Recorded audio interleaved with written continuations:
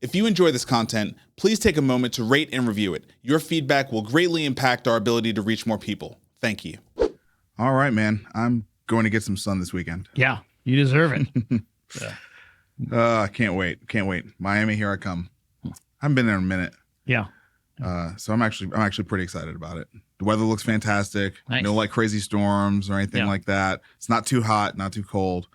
Can't wait to eat some good Cuban food. It's gonna be good. It's gonna be good. Yeah. How about you, man? What's your plans for the weekend? I don't really have plans. My wife is taking our son to Cabo for his senior spring break craziness. So I avoided that.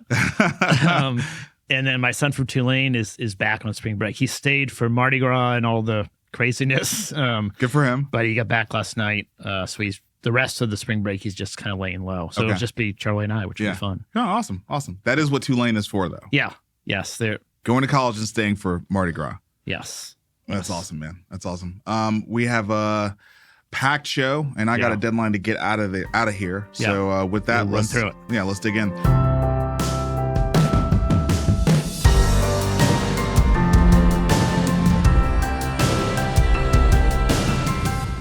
All right, we're starting with the ADP front run of the BLS data report. Jobs were added 77,000, which is the smallest gain since July. Yeah, go down a little bit. There's a graph there. So we don't know what the BLS jobs report will be tomorrow yet because we're recording on Thursday. Right.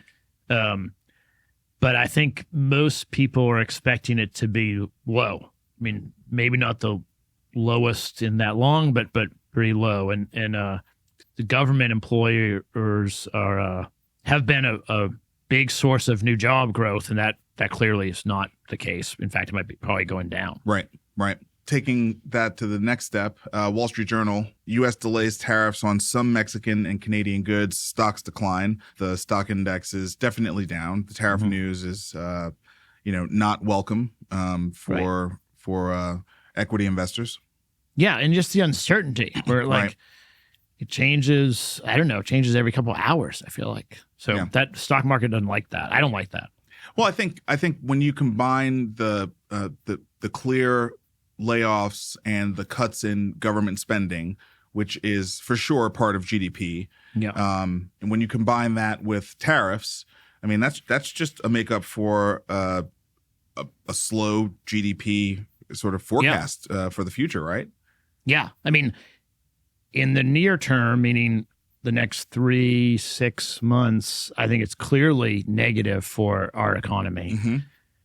It might be that it spurs investment in the U.S. and growth of new jobs, but whether that times up quickly enough to impact this year, I don't know. That may be true in 5 years, not 5 months. And so certainly we're going to get job losses and tariff slowdowns quickly. Yep. And then I think the Trump administration is hoping there'll be investment and growth. I'm hoping for that. I mean, I want there to be job growth, but I'm not sure it's going to come as fast as the losses are coming. Yeah, but after a process. Yeah, it's going to be a process of cutting and tariffs, and then it'll probably turn, but how fast it turns is a question mark. I mean, we're going to talk a little bit ahead about some net new investments that are coming into the United States, and that's going to people are talking about this could herald in a golden age of American manufacturing that we haven't seen in who knows how long it's been since Detroit and other cities were really strong in manufacturing. But in the near term, and I guess there is something to be said for the fact that the S&P for at least the last 2 years has delivered ridiculous returns. Yeah. You know what I mean? Like you basically could just stick your money in there and not do anything, and you made 20% a year. Right. So it might be time. I mean, it's time for a little retrenchment and pause. Yeah. It might be. It might be time. I mean, we're VCs. It's a lot easier to cut than it is to grow new jobs. Yeah. It's a slow process to figure out who you're gonna, what do you need to hire, and then you start hiring. I think it's slower. It's faster to cut. Well, our market did not have the good fortune of the stock market over the last 2 years, right? Because IPO windows have been closed, and so all those good tidings of the 20%, year over year returns on the S&P actually was bad for us because, our job is to beat the S&P as VCs. Right. And if there's no IPOs, it's kind of hard to do that. Yeah. Yeah. I just mean when we go to the next one where when we talk about an investment of some big amount of money, right, that's going to be a slow process to actually hire people. Yeah. So next Wall Street Journal story, steep drop in credit scores hits student loan borrowers. Around 43% of those who owe payments haven't resumed making them. It was several years where you didn't have to make payments. Mm-hmm. And now you must make payments again. But a lot of student loan borrowers, maybe they've moved where they live, or they don't check their mail that often, or they just haven't read things. And so some percentage of those 43% don't even really know they have to pay it anymore, but you get a significant knock on your credit report by missing one. Yeah. The story here talks about this young lady who was notified by her bank that her credit score dropped from 720 which is pretty good, to 620. So a 100-point drop is pretty significant. Right. She discovered she was more than 90 days delinquent on payments for her $16,000 in student loans, and her mortgage broker estimated the lower score would add $400 to the monthly payment for the new home she wanted to buy. So it's, this is a really costly. Yeah, it changes your trajectory. Totally. Yeah. So, I think some percentage of people probably can't pay it or really would rather not pay it. Yeah. But there's also just a attention thing where they've been used to not doing it. It's it's not top of mind anymore. Right. So. Right. Exactly. Trump and TSMC announced $100 billion investment in the U.S. So TSMC is the Taiwan semiconductor manufacturing company. So this is the big chip maker in Taiwan, and them investing $100 billion into a chip making facility here in the United States is a big deal. It's more manufacturing power here stateside, which will be duty free, so no tariffs on that. But also starts the process of de-escalating the strategic imperative around Taiwan as sort of the chess match around that with China continues to progress. Yeah, us bringing onto our shores strategically valuable manufacturing chips. I think we talked about pharmaceuticals previously. Yep. There's core things that I think we all became aware in COVID, like, gosh, maybe it's not totally safe for our country to not have any capabilities. That's right. So bringing TSMC to the U.S. is great. This kind of announcement, this is what I meant when, so it's $100 billion, a big investment. Yeah. It's going to take years to That's right. find the site, break ground, all the construction. It's a wonderful thing, and it's going to be a slow process, but good. Yeah. And also it's chip manufacturing, and I think we have an extended AI roll up today because HIMSS happened. So we've got a bunch of like new news coming out of HIMSS, but there's also just the idea that these technical jobs, there's going to be a lot of automation in these manufacturing facilities. So it's not entirely clear that these are going to be the factories that we all sort of envision, when we think about factories. Yeah. It's not like the Model T assembly line with all these at that point, big machines and guys around it. Yeah. I think data centers have very few people for the square feet they have. Right. And chip fabs are not quite that extreme, but it's on that same trajectory. Yeah, exactly. Another, you talk about data centers. Banks have loaned $2 billion to build a 100-acre AI data center in Utah.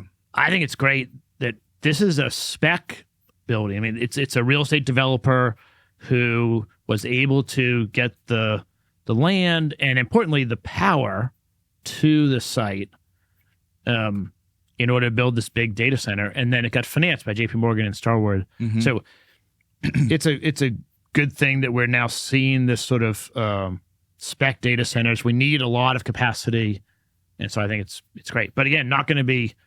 A big data center maybe has 100 workers, something like that. It's not a huge number of people.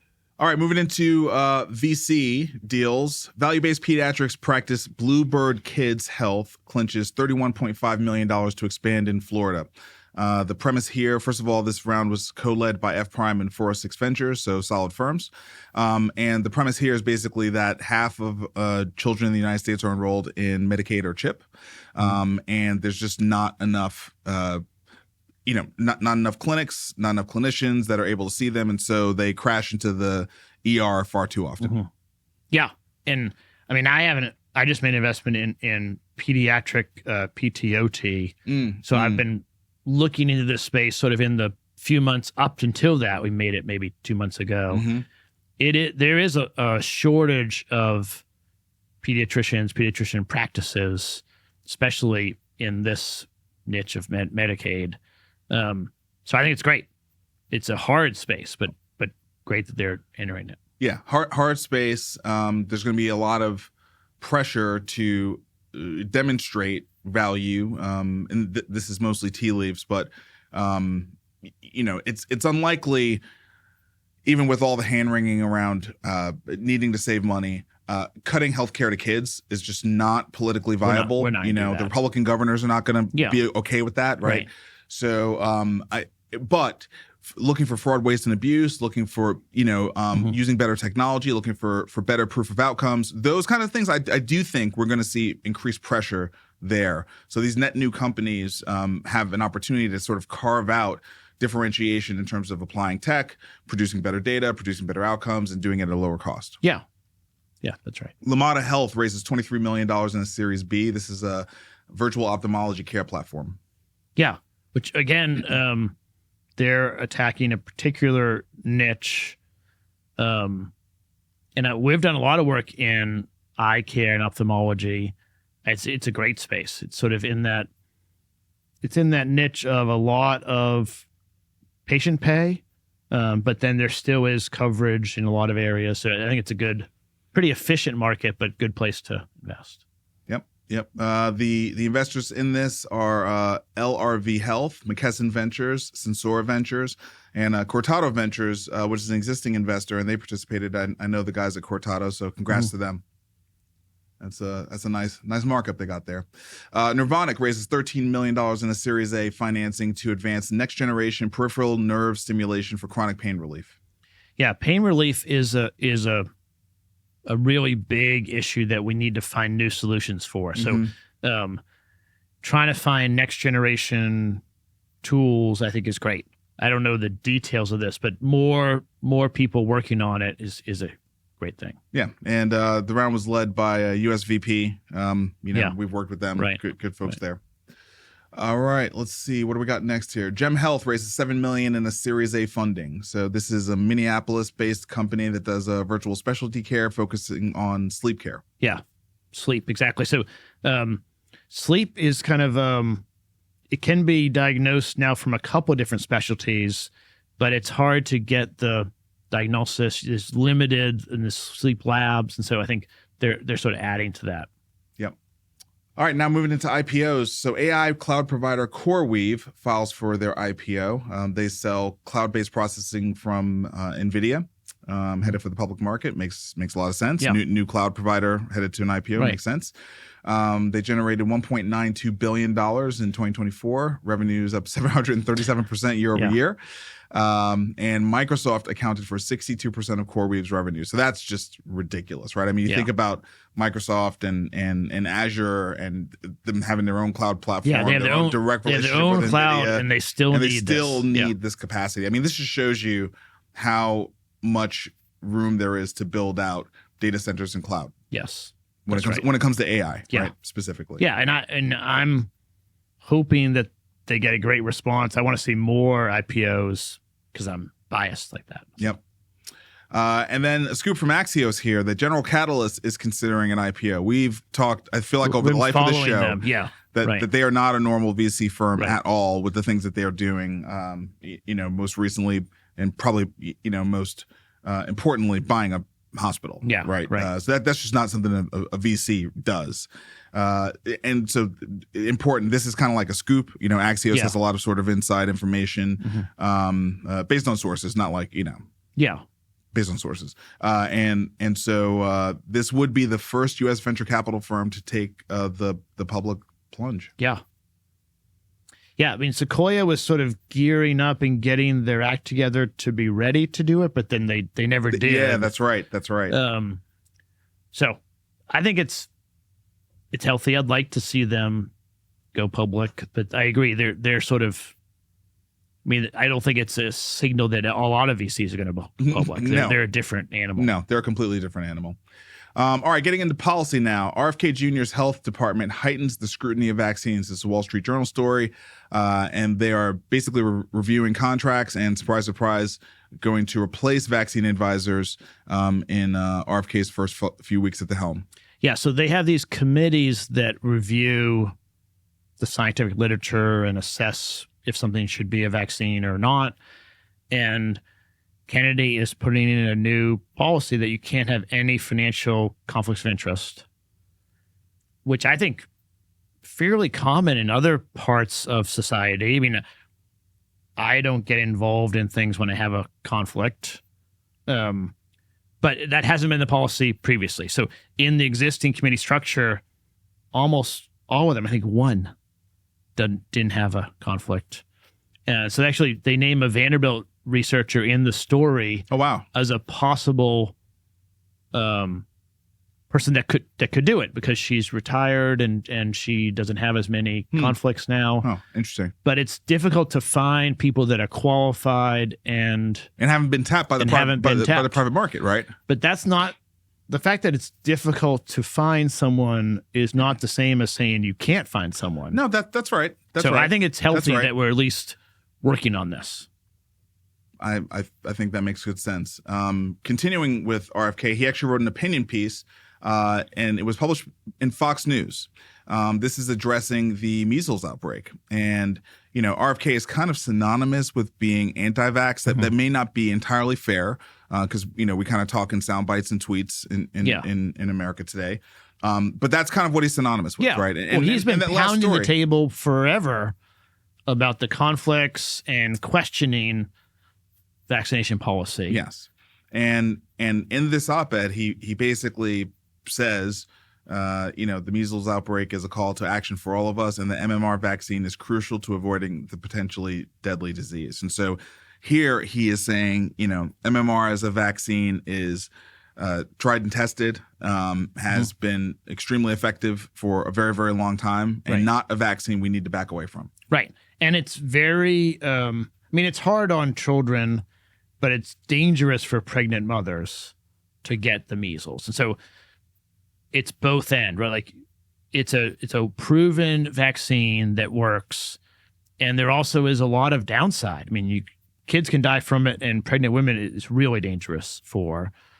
And so I think it's good that he's coming out saying we're going to look at vaccine policy and try to get rid of conflicts of interest, and also the MMR vaccine we should get kids to take. I think it's really important that he did this. Yeah. And quite frankly, I think it's great that he did it on the Fox News platform, right? Because I've never read an opinion piece on Fox News before this one. This one. But he's the head of HHS. So now I'm following it, and it's a good audience to be talking to. It's a good audience for this opinion piece to be published by him. Okay, going into the industry, new lawsuits. Dozens of health systems opt out of a $2.8 billion Blues Network antitrust settlement. I wasn't aware this was even happening right now, but apparently they've already settled in Alabama court in October. And the Blue Cross Blue Shield Association and 33 of its affiliates are named in the suit.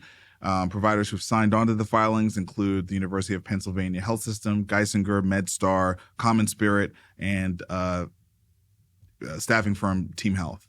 So this is basically around collusion across the association and its affiliates. Yeah, I mean, I think the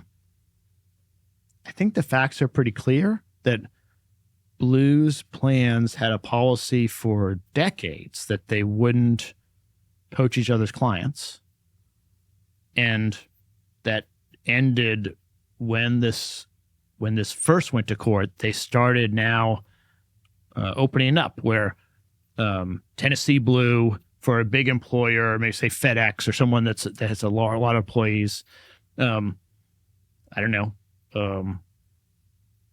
A North Carolina Blue can bid on it. And previous to that, they couldn't. And so I think it's pretty clear to me that the policy was reducing competition. The remedies, I'm not sure where to, whether the settlement was enough or not enough is what's in debate now. I think it's hard to measure. I don't know, but a lot of health systems are not happy with the $2.8 billion. Yeah. It's interesting that health systems have opted out, probably for some they think relationship they get more. preservation. They can get more. Oh, is that what this I is think about? so. I think they can get more money by not agreeing and not doing new agreeing suits. Not agreeing and doing new suits. Interesting. Court approves the $700 million prescription opioid class action settlement for acute care hospitals. Another deal I did not know was happening. So this is basically consolidating a class action settlement across all the big distributors. So Censura, which used to be AmerisourceBergen, Cardinal Health, McKesson, Johnson & Johnson, Teva, and Allergan. And basically, if I'm understanding this article correctly, the idea here is that the risks of the opioids that were prescribed were not accurately represented, and therefore created liabilities as well as increased cost of care for these health systems. Is that the basic premise here? That's the idea. I guess they're not. And the companies have already agreed to pay $651 million in compensation. So we need to say it's already settled to. Yeah, it's already settled. Yeah. It's a class action lawsuit, so the health systems didn't necessarily get to vote on whether they were happy with that or not. Similar to the last story, that they may accept it, they may not accept it. But I think it's, it seems, I don't know what their cost is, but $700 million seems like a decent amount. It's not nothing, and it's just the care is not totally not reimbursed. It's just sort of, there's some aspect that is not reimbursed, community education and outreach, and there's pieces that are not reimbursed. Yeah, I mean, look, when we talk about opioids, I mean, the big name is Sackler, right? Yeah. And that multi-billion-dollar settlement that went through about a month ago. Yeah, I think it was about a month ago. That happened. I just hadn't really thought through the liability to the distributors. Yeah. So that was just a different, right? Different vector of liability that I hadn't really considered before. Okay. Wellvana, it's a Nashville-based company, right? Okay. Yeah, Wellvana buys CVS Medicare Savings Unit. That's interesting. That's a VC-backed company buying a very, very large publicly traded company's Medicare Shared Savings Program. All stock transaction. So I guess that makes CVS now an owner of some of Wellvana and vice versa, probably. Right. Yeah. Okay. This is all CVS. I mean, I think CVS wanted to offload this. Yeah. And Wellvana gets lives. They get some scale. It doesn't cost them cash. Right. So probably a good package all around. We know a lot of the investors in Wellvana, because it's Martin Ventures and Optum, Heritage, and Veltris. Yeah. So, They raised nearly $200 million so far. Yeah. And I'm sure that this deal, while CVS is looking to offload things, getting that kind of bundle of lives, you're going to have to clean it up for sure. But getting that bundle of lives immediately should impact your value of the company. Yeah. Right. And they, just from a top line perspective. Right. I'm sure they have a cost to acquire new lives. Of course. And this is not cash. This is not cash. That's right. So it's a net positive. That's right. Headspace Inc.'s partnership with the U.S. Navy as it explores conversational AI for mental health support. I was talking to TK earlier today in preparation for our annual summit in a month. And I was just thinking back on our first interview with him on the show. Which is not that long ago. No. Maybe a year ago? Yeah. Like maybe a year ago, but maybe not even a full year ago, Yeah. right? And we were talking to him, and we were talking about the fact that they were not using actual LLMs yet, right? It was guardrails and very prescriptive in what it could say. And now all over the place. I mean, we had schools maybe last week or the other week. Now the Navy is, I guess, when people are out sailing around, they don't have that many support structures on the ship. And so now they can have this. Yeah. And you don't have to worry about scheduling. You don't have to worry about availability. You don't have to worry about, I mean, for the Navy, the network will be very clear. But again, it's just all the reasons why people need care. We need to lower costs. We're going to use AI. Period. Yeah. And there are things to think through, but no one is waiting to figure it all out. It's That's over. Let's just go fast and we'll figure it as we go. That's over.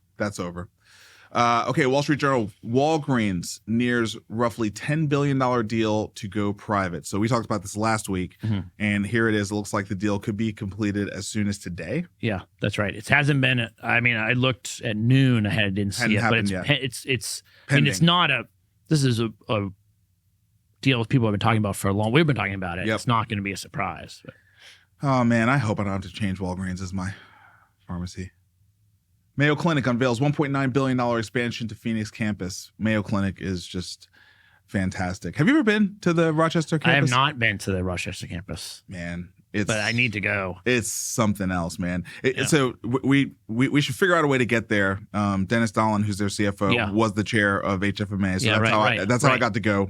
He hosted a board retreat there, and it is just so impressive. And they're popping up these campuses. Yeah.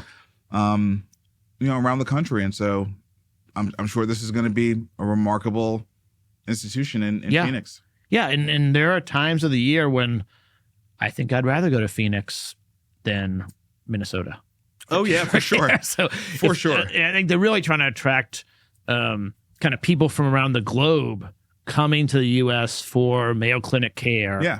And they have several campuses, and it's a... the other thing, Rochester is a beautiful small town. Okay, it really is. It's like picturesque. Yeah, right? 9 months a year, it's great. January, I don't know. It's also hard to get to. Yeah, it's got a small airport. Yeah, so there's really very few direct flights into Rochester. So I think you almost have to fly to Minneapolis and then drive. Basically, yeah.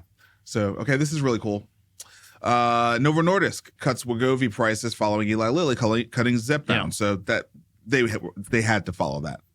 Yeah, they had to follow it, and I think both of them had to respond to the HIMSS and other groups like that are sort of competing on price directly. So the price is much closer now to what the compounders are offering. Yeah. Which is a good. $4.99 a month. I mean, I remember when we $1,200 when it started. Yes, exactly. So it did not take very long. Again, this would be like less than a year, and I'm sure the price has now gone down 60%. Yeah. I mean, that says a lot about what kind of margins Yeah. they're operating with, right? Yeah. A lot about what kind of margins they're operating with. And I choose to see it as a good thing. I mean, it was a little bit bumpy with the TV commercials and all the compounders threatening them. Yeah. But they got to a pretty fair price. Yeah. I mean, $500 a month is much more realistic. I mean, also, I think it's important to make sure we note this as well. Over the course of the last year, they've gotten more and more approvals for what these drugs can be used for because of really successful clinical trials, right? So it's not just weight loss anymore. Diabetes and kidney care, and so as you keep growing the market, I think you get economies of scale, and you can afford to drop the price because it's that consistent. It's recurring revenue. Yeah, as long as they stay on it. There's a lot of evidence. We covered it maybe a few weeks ago that people come off it after a year. Yeah. I can't tell if it's because they've lost the weight or their side effects or some combination or the budget. But I think we're getting to a point where people understand how to administer it and how to titrate it and dose it better than before. The price is coming down. So all those things should reduce churn. I think all of those things are going to be better. Yeah. All those things should reduce churn. Bayer warns of lower earnings as the turnaround continues. The company expects to report earnings EBITDA between 9.5 and 10 billion. Yeah, but they're not really growing so much, and they have, the Roundup stuff hanging over them still. So it's Xaraldo. Is it Xaraldo? Xaraldo. Yeah, that's their big drug. Yeah, the blood thinner. but it now is off patent protection, so they're getting market entry. All right, this is an interesting one. I guess this is the Health and Us section, right? Yeah. The headline is The New Thinking on Concussions in Sports.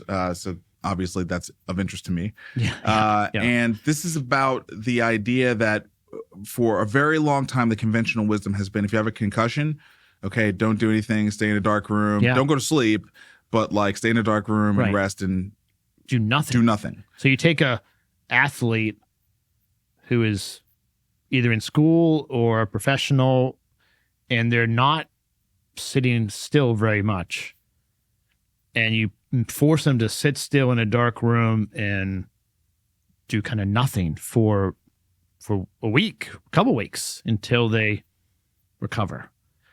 And that no longer is the standard of care. And I was not at all aware of this. So I thought it was, the Health and Us, about us, whatever this section's called, I think is, kind of things that are interesting that we might actually use in our day-to-day lives for our own health. Yeah. And so the new state of the art treatment for a concussion is to get, do some cardiovascular work, walk around, go to practice. You can't participate in the same physical contact sport, but they want you getting your heart rate going, and that actually helps you recover more quickly, which makes sense. But the brain, people didn't think that was true about the brain previously. So. Yeah, I mean, just this one quote from the article. Letty, who's the person who came up with the hypothesis, and now it's become the global consensus that exercise pretty swiftly after a concussion is good, says in quotes, "You give them a dose of exercise as medicine." Mm-hmm. And I was telling you that this is something that I've recently learned, not for a concussion protocol, but for muscle and tendon, and even like bone injuries, which is. I feel like it used to be stay off of it, let it rest, elevate it, blah, blah, blah. And now the protocol is get in the gym and lift, make it strong, make it move, get fresh blood flow into it. Yeah, and probably low weight, higher reps, but activity. Yeah. I mean, definitely lower weight, but I would say still like weight bearing. Yeah, you want to force all the muscles to fire. Yeah. So this seems to be part of a larger sort of awakening that we're having to the body's self-healing properties when it's active, when it's moving. Yeah. And look, the brain is just part of the body. Yeah, right. It's another part of the body. So blood flow and activity is good. Yeah. Mystery disease linked to bats kills scores in the Congo. So we're just keep having more and more of these situations popping up where diseases are jumping from animals to humans, which is terrifying. Yeah, and I don't. I hope it doesn't turn into a global pandemic, but obviously we need to watch these things now. So very closely. It sounds like. Ebola. It's not Ebola, they say pretty clearly, but it's that same kind of bleeding and really difficult. So it's in that same family of symptoms.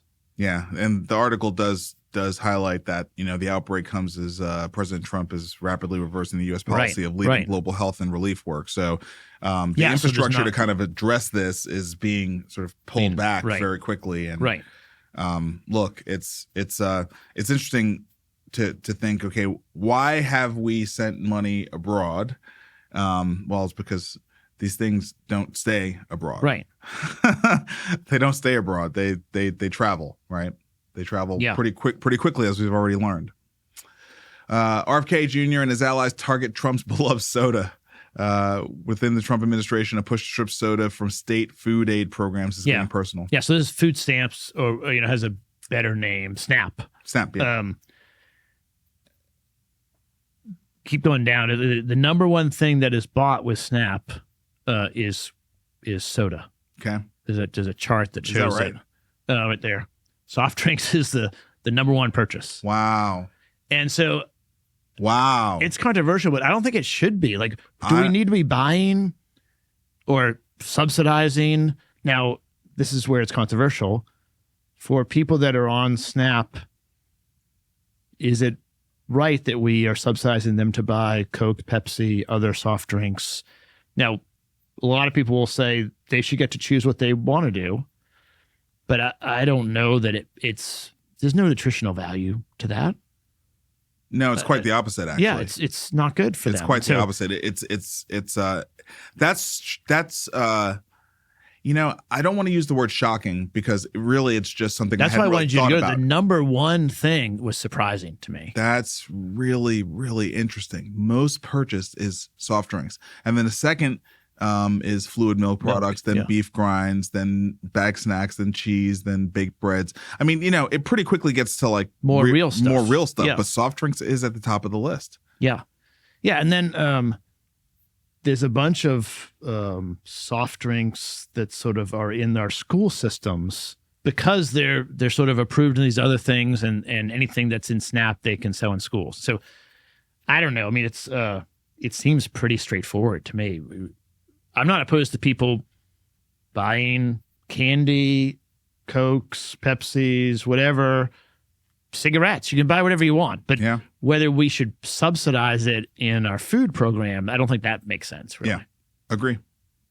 Yeah. I mean, but I certainly understand why this would get personal. Like, Yeah. And you're telling me what I can and can't buy. Yeah, and I'm, but of course the answer is yes, because we're giving you the money to buy it, right? And giving you the money to buy something that is in turn going to greatly increase your chances of getting diabetes, which then we again would have to pay for the treatment for. Right. Doesn't seem like the best, doesn't seem like the best policy. No. Doesn't seem like, and by the way, like, I don't know anyone who's healthy who drinks soda on a regular basis. Right. Like they might enjoy soda every now and again, but like not like all the time popping the sodas. It's just not. No. It's completely empty calories that have, fructose. A lot of high fructose of studies that fructose is just not good for the body. Yep.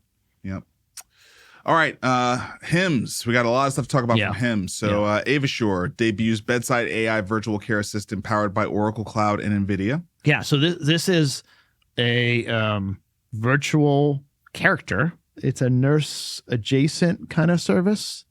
Not the same as a nurse because you can't lay hands on the person. You can't actually help them to the bathroom. You can't do a lot of this. You can't, administer medicines. But it's that same sort of question and answer, get them assistance in the bedside, in the hospital. Yeah.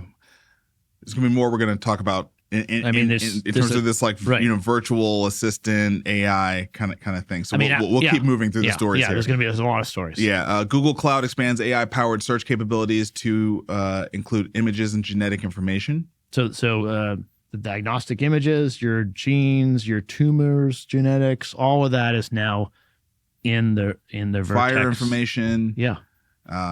So Vertex is really a full-blown like healthcare data AI platform at this point. Yes. Because before it didn't have image searching capabilities. Right. Which if you don't have images and the genetic background, you don't have a lot of important inputs. That's right. Before it was fire. Yeah, right. They had lots of fire mapping, but they didn't have image and genetics before. Right. Microsoft launches voice-activated AI assistant for clinicians. Yeah, so they bought Dragon forever ago. Maybe. Well, Nuance, which had Dragon, the brand name, in 2021. So 5 years ago, or 4 or 5 years ago. I thought it was longer than that. But. And now they have sort of added in AI intelligence on top of that, or around that, which makes sense. I mean, they have both pieces, so just put it together. Yeah, I mean, you got to launch something at HIMSS, so right. Baxter debuts voice-activated wearable device for hospital clinical teams. Yeah, so this is interesting because it's the same use case as Dragon and AI, but Baxter's bringing it out as a competitor. So it hangs on your clothing just like the Dragon tool does. Yep. And it's great because it's very close to you. I mean, that's why people love the Dragon tools. Same thing. Salesforce releases pre-built AI agents to tackle time-consuming healthcare tasks. I mean, this is Salesforce whole thing is like actual real deal AI agents, right? Like Yes. not, I mean, they're trying to custom build agents for companies that will legitimately replace real labor with digital labor. So anytime they say agents, I take them much more seriously than other tech companies who use the word agent, just because Salesforce is very, very focused on replacing human labor. Yeah, and Salesforce has kind of a track record of bringing software tools for particular purposes embedded in their infrastructure. They call this Agent Force, and I think it is good. They're designing it just for the healthcare use case, and they understand healthcare pretty well. They have a decent install base. They've been in it for a while, right? They've been in it for a while, yeah. Right. So their agents can check eligibility, schedule appointments, verify insurance benefits, do prior auth, analyze clinical trial sites. Yeah, I mean, Yeah, so I think there's a trend that I want your thoughts on, which is until this week, there's been a lot of point solutions, people using AI in healthcare, first for ambient scribing, and then for a variety of other point systems.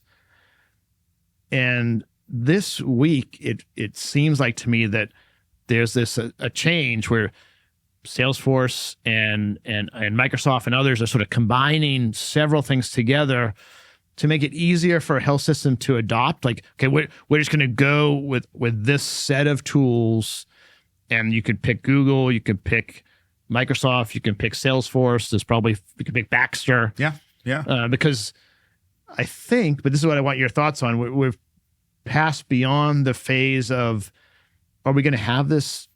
Are we going to use this or not? We're past that. And now I think we're going to use it. And, and how do you bring it in and make it usable to enough people where it actually works? Well, I think that this story in particular, the other ones, the economic case is harder to suss out. Whereas with Salesforce, checking eligibility, scheduling appointments, verifying insurance benefits, that's pretty clear. We're going to replace the people that do that. Yeah. With tech, period. Right. Like we're just going to replace them. We're not hanging something around the neck of a person for them to talk to. And no. Yeah. You're paying a person how much right now to do this thing? Yeah. I mean, this is all what they are talking about. Is all back office admin stuff. Yeah. Let's trade that person out for a license fee. Yeah. Period. And I think that's where we are. I think we're in the removing human labor part of the AI process. This is Google advancing healthcare and scientific discovery with AI. So basically, now you can work with an AI co-scientist. Yeah. So it's a co-pilot for scientific research. Okay.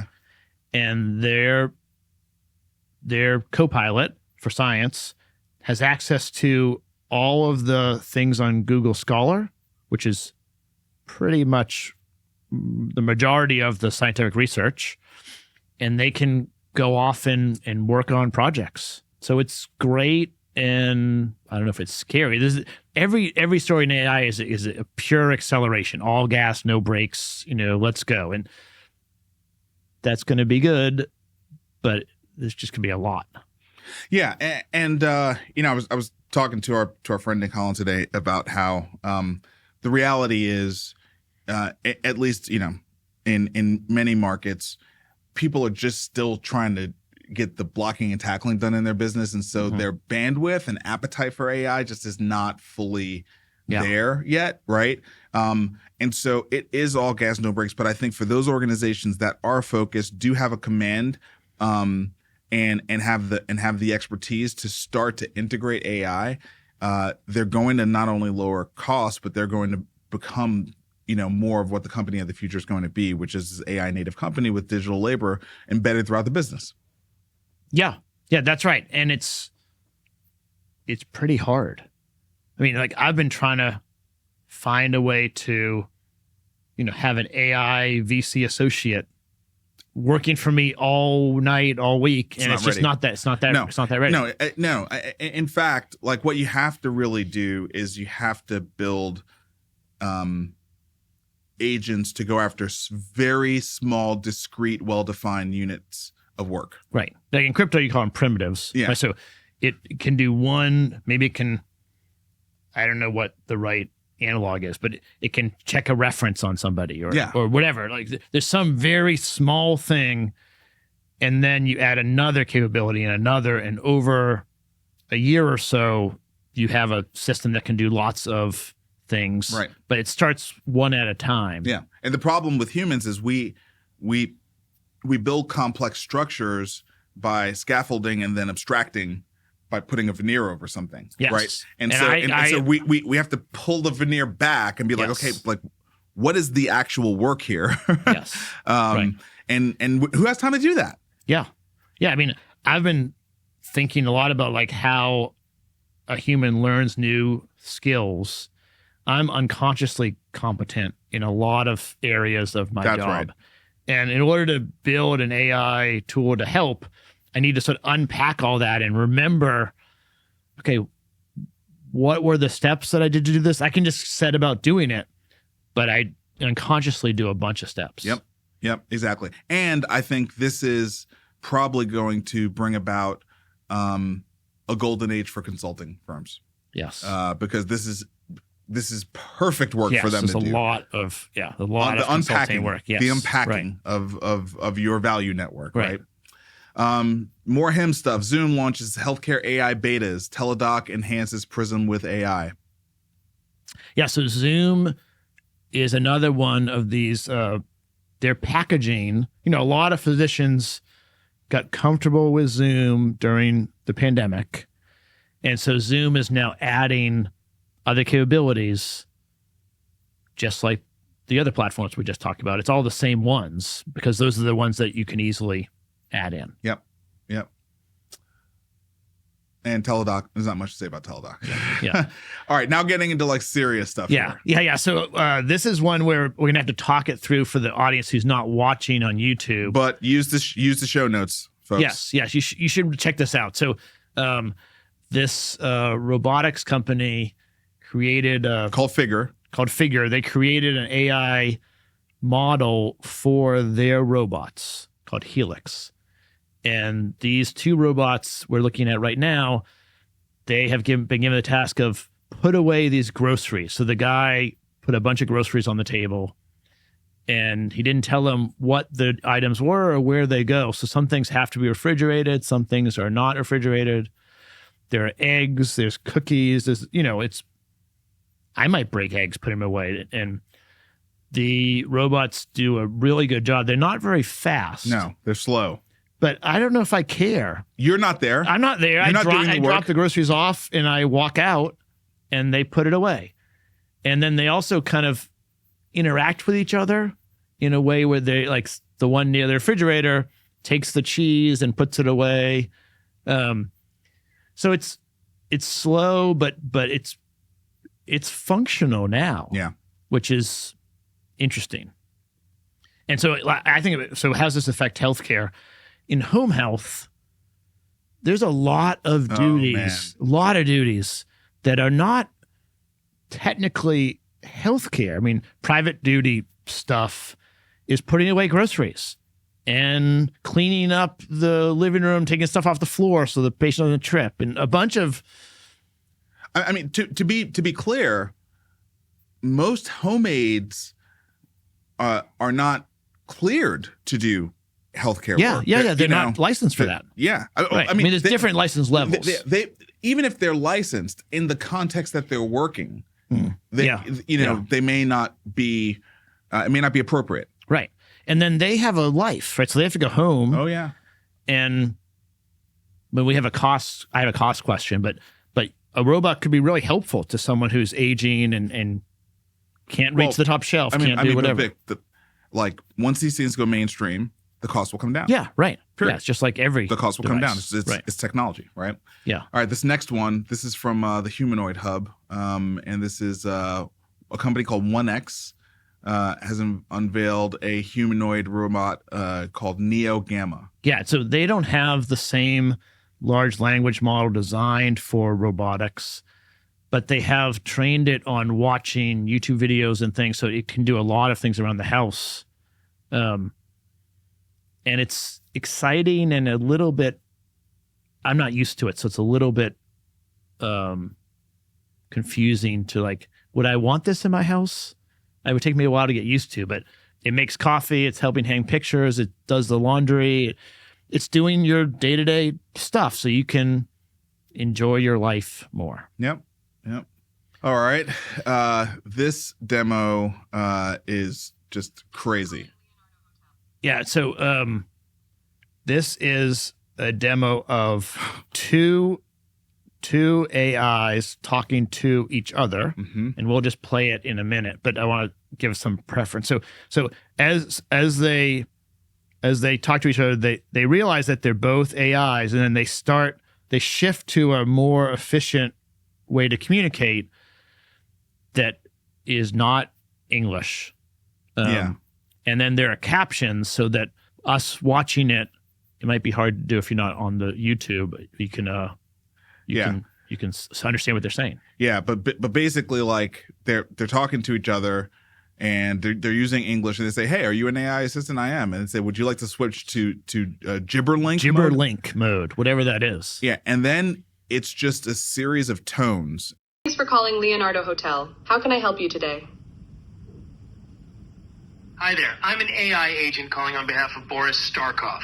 He's looking for a hotel for his wedding. Is your hotel available for weddings? Oh, hello there. I'm actually an AI assistant too. What a pleasant surprise. Before we continue, would you like to switch to Gibberlink mode for more efficient communication?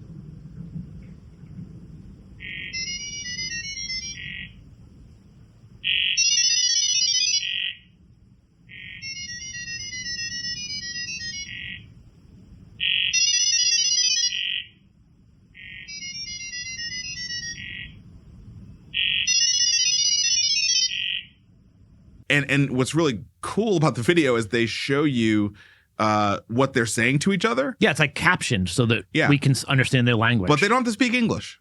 They're speaking in tones that look like computer. It sounds like a computer Morse code or something. Yeah, it's like I'm old enough to remember the dial-up modems. Yes, it's like that protocol. It's like the dial-up modem. That.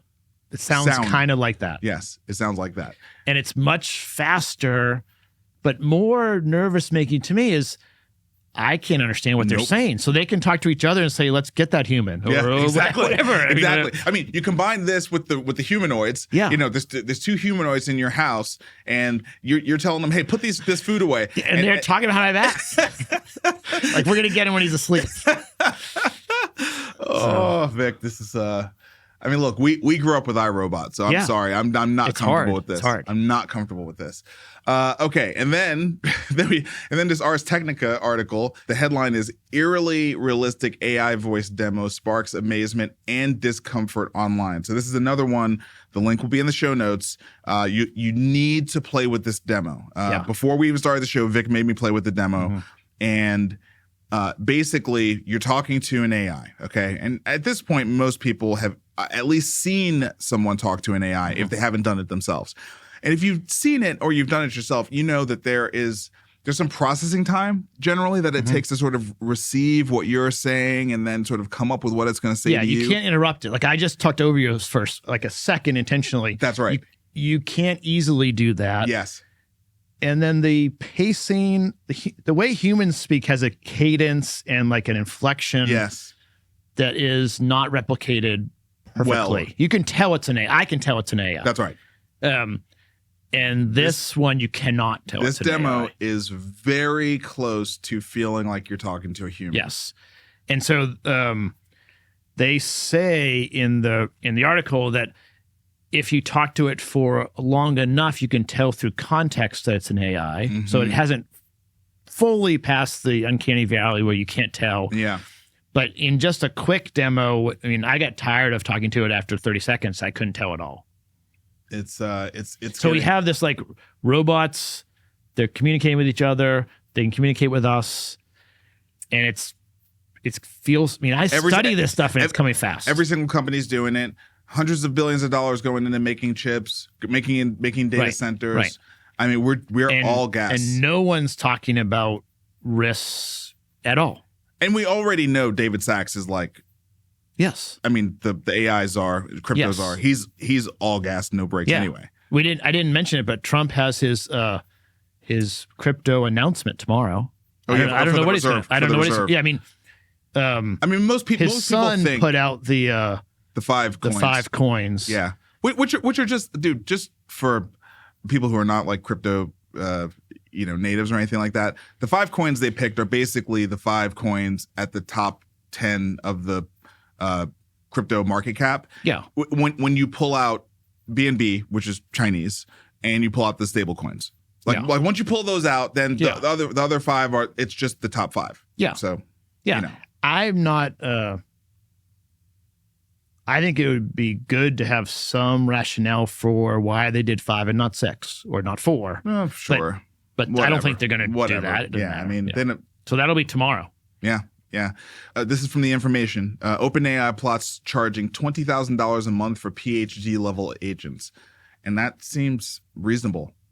I mean, if you need a PhD for your job, which we don't, right? We don't have. So we might look at it and be like, what? I'm not paying $20,000. Yeah. But we don't need a PhD. Right. But if you actually need a PhD and you can have a PhD level agent for $20,000 a month, so $240 a year, that can work around the clock.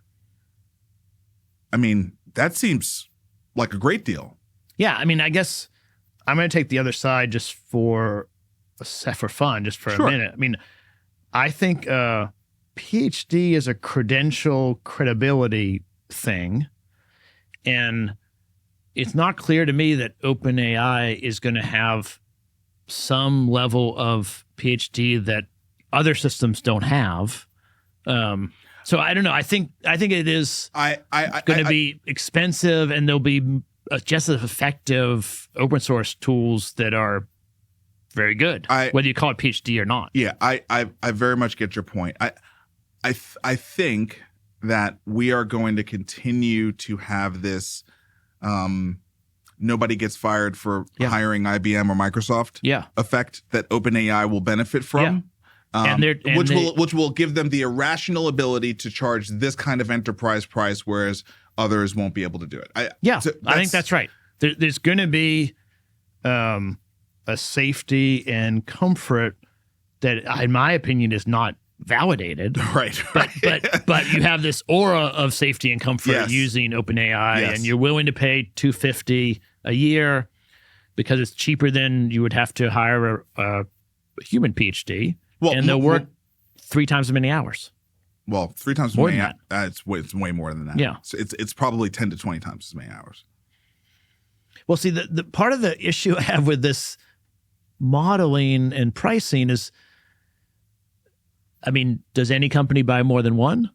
Like, it can work unlimited amount of. They may have to gate it or like say it only this many tokens or something. Yeah. I mean, look, they got to figure out how they're going to price the replacement of high end labor. Right. So yes. McDonald's gives its restaurants an AI makeover, and and interestingly, they're not replacing humans. What they're doing is trying to sort of help their humans be more effective. Things like recognizing that I'm grabbing this bag of food even though you ordered it. Yeah.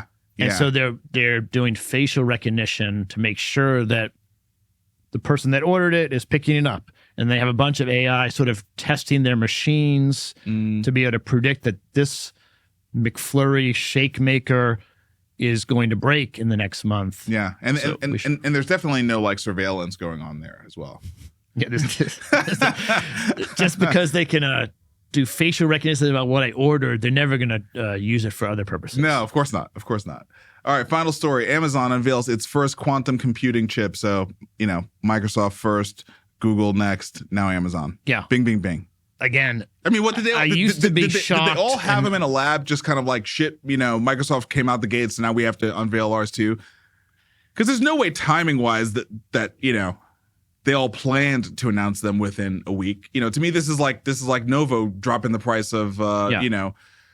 Yeah, I've never been able to figure this out, but I've been observing it. There's like a zeitgeist capabilities, like it's possible to do something, and then that thing will be invented at different parts of the world at the same time, kind of. Yep. And I think the big tech players are very porous. It's difficult for them to keep secrets very long. And so I think they're learning from each other in published literature, but also in sort of rumor mills, and they're not that far away from each other. And then, once someone announces, everyone wants to show off what they have. Yeah. Some combination of those things. I mean, they just can't be left that far behind. Like if people think, I mean, you look at how Intel's value has just been decimated, right? I mean, you just can't look like you're that far off the pace. Right. So. Yeah. And from a user point of view, from a human point of view, we need more than one company to have quantum computers. And so the fact that there are three is more likely that it'll be good for humanity than not. I mean, yeah, although it's also making quantum very, very real, very, very quickly. And what I'm not seeing enough of is the quantum proofing. Yeah. Right? I mean, I'm not seeing how we're going to protect. I thought they rolled out a new encryption standard for quantum. I haven't seen the proof that it actually works. Yeah, maybe. I think we're getting to the point where we need to start seeing that we need to start seeing, hey, e-commerce is going to be safe. Your banking is going to be safe. Yeah. You know, Bitcoin's not going to get compromised. You know. Yeah. We're getting close. We're getting close to the. Oh, yeah. To needing to know that. I'll find it. Some time ago, there was a new encryption standard. I remember. And that was their point was it's going to take us 5 to 10 years to get this out there and in place so that when quantum computing is live, it's your bank account and your phone and everything is protected. Right. And but whether it works or not, I don't know. Yeah, it's feeling more and more like it's going to be live very soon. So, you know. Yeah. And I mean, 5 years, which is pretty soon for quantum computing. Well, look, my concern is really, and then we're going to wrap because I got to get to dinner. But, you know, my concern is, okay, if Amazon, Google, and Microsoft all have quantum chips that are, you know, on the way, then how do we make sure that North Korea doesn't have one, right? Because we just saw the Lazarus Group, which is a state-sponsored hacking group, do the largest crypto hack in the history of crypto. And they did it with social engineering. They didn't even use like crazy technology. Yeah. But so that's the weak point. Yeah, but they're not apologizing. They're literally like, no, it's state-sponsored hacking. Right. They're doing it on purpose, right? So I guess thinking globally, I want to know that we're getting to the point where we're quantum proofing some of our most important data transfer technologies. Yeah. I mean, I there's no question that we need that. So I agree with that. Really. All right. Great show. Fun and also very kind of scary AI rundown this week. Yeah, so we'll have the demos and things in the show notes. So if you're listening in audio, I think it's worth checking out. Also, I really enjoyed the show with Stu Clark. Oh, yeah. Premise is that was really cool. Huge and really successful company that not enough people know about. Yep. Well, they've had their heads down, just kind of like just going and growing. So it was great. And also, I think one of the things I liked about it is I've been around Stu several times now. And he's actually like a much more passionate and irreverent CEO than you would think, just because the company doesn't have the super high profile at the moment. That's why the long form is good. Like it allows him to, like, his in a soundbite, he doesn't totally always come out. Right. But yeah, he's very passionate, and he has a lot of data, and he's great. A ton of data, and very strong conviction around what needs to happen to make the healthcare system in America better. So it was a great interview. Good job. Yeah, good. All right, man. See you next week. All right, have fun in Miami. Thanks.